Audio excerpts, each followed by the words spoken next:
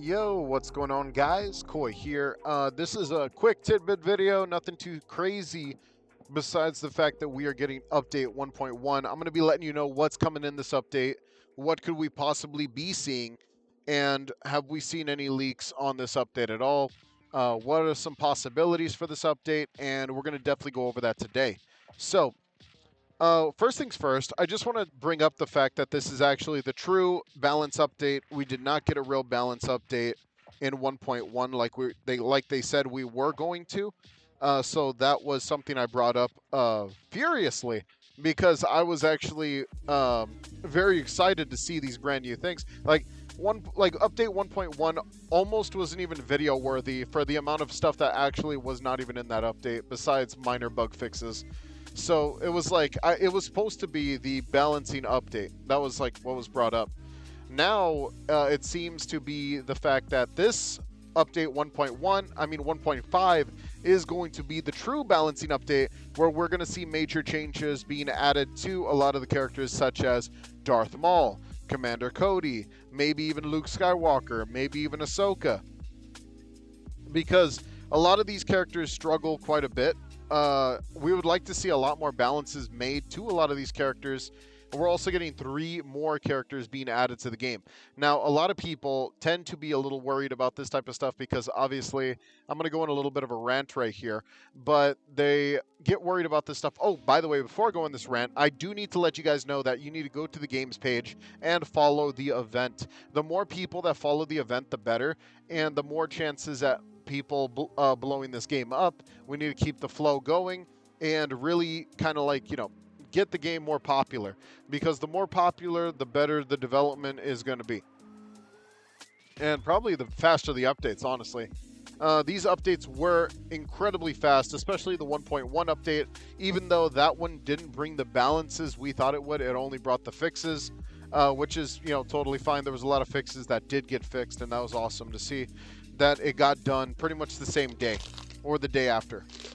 Now, the next thing I'm going to talk about here is pretty much what characters do need a buff.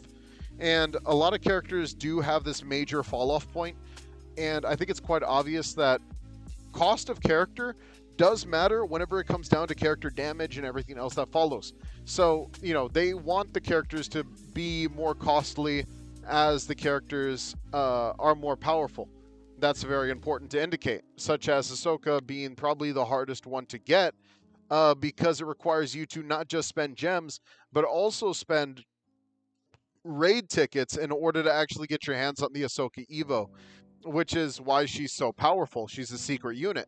I think that it's quite obvious that secret units are going to be the cut of the jib, top of the top, no matter what, hands down, because they're going to continue getting updated and they're going to continue moving forward. That's just how balance works. Now, whenever this comes down to mythics, though, mythics tend to have a fall-off point depending on the character's popularity. Now, for instance, lore-wise, Darth Revan is amazing and powerful and very broken and probably one of the strongest characters in the entire Fallen, like the Old Order. But in this game, he's absolutely dookie butt, absolutely worthless, not even worth evoing, honestly. Yoda, same case. Master Kenobi, sadly, the same case. But there are some characters that are very good that just need a buff in damage. For instance, I'm going to make a video on top characters, of course, but there's some characters that I know are guaranteed getting a buff. Darth Maul being one of them, of course. I'm hoping a lot of the Jedi, man. Like, Jedi Master Luke Skywalker is probably the greatest example of a character that fell off so hard day one, because he costs 3 times more than every other character in the game just for him to be lackluster and do the exact same damage as Captain Cody. Like, why are, like, almost every single character, you could look at their DPS. Every single character in the game has from 800 DPS per unit to 1000 DPS per unit, except for Ahsoka, who goes beyond that, and Darth Vader and Palpatine, and they go beyond that 1000 DPS marker.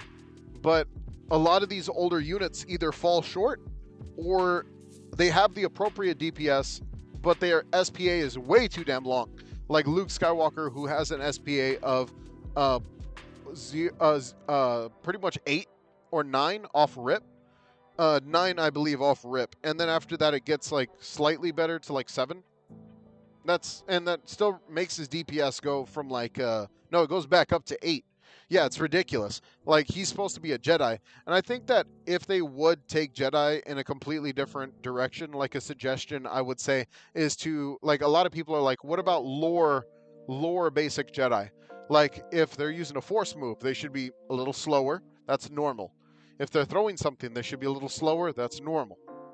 But if we're talking about Jedi striking, it should be fast, it should be calculated, and it should be incredibly free flow. Like, the flow should be amazing with these Jedi. Like, when I see Luke Skywalker hitting the front page, I want to see him going in and doing crap tons of damage very quickly. Like, even at the risk of maybe range or DPS.